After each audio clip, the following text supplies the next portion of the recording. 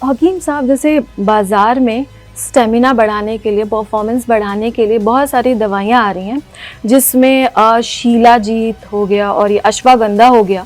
तो इनका इस्तेमाल ना करके बल्कि कुछ केमिकल्स जो लैब में तैयार किए जाते हैं, उनको इस्तेमाल किया जाता है। तो उसके कुछ साइड इफ़ेक्ट्स हो सकते हैं क्या?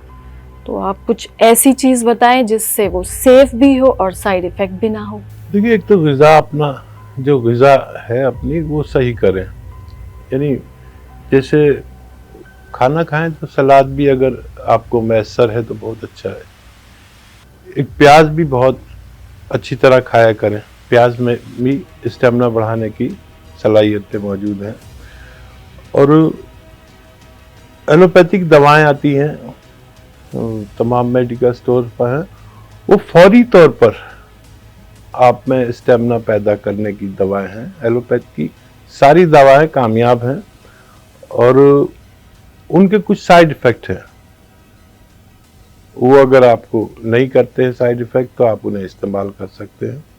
और शिलाजीत भी लोग लेते हैं, एक आधा ग्राम रोज़ाना। अगर असली शिलाजीत मिले, मामला ये सबसे ज़्यादा ख़तरनाक ये है कि हर चीज़ की नकल मार्केट में मौजूद है।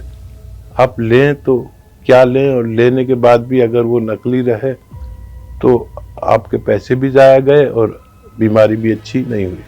हकीम साहब, जो इस तरह की दवाइयाँ हैं वो बाज़ार में बेशुमार मिल रही हैं, इस समस्या से जुड़ी हुई दवाइयाँ।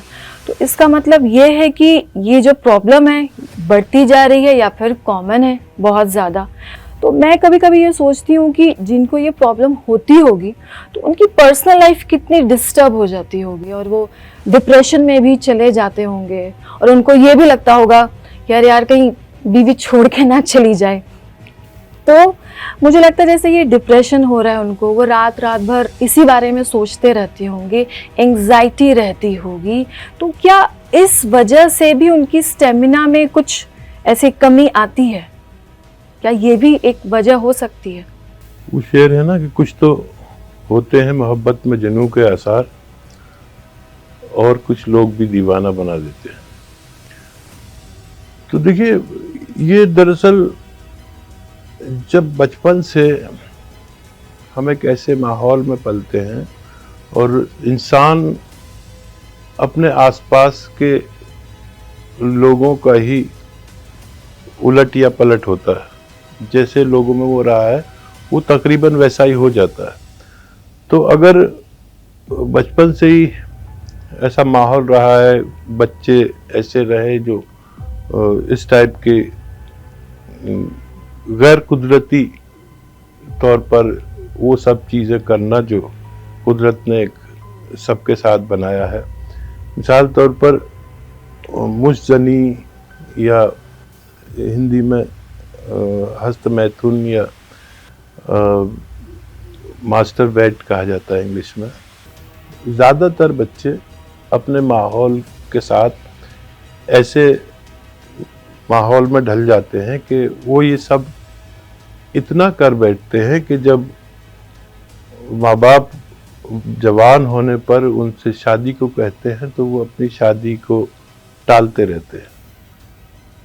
ये निशानी है उन लोगों की जिन्होंने बचपन में गलतियां की हैं।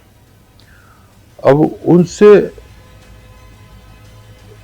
ये एक मामला ऐसा, जैसे आपने कहा कि पुरुषों को ये मामला एक ऐसा है कि वो किसी से शेयर नहीं कर पाते और एक अलग ही टाइप के डिप्रेशन में ज़िंदगी गुजारने लगते हैं। और इस कदर भी डिप्रेशन बढ़ता है कि वो खुदकुशी तक कर बैठते हैं। शादी ज़बरदस्ती माँ बाप ने कर दी और अपनी पत्नी के लिए, अपनी बीवी के लिए वो काफ़ी नहीं है।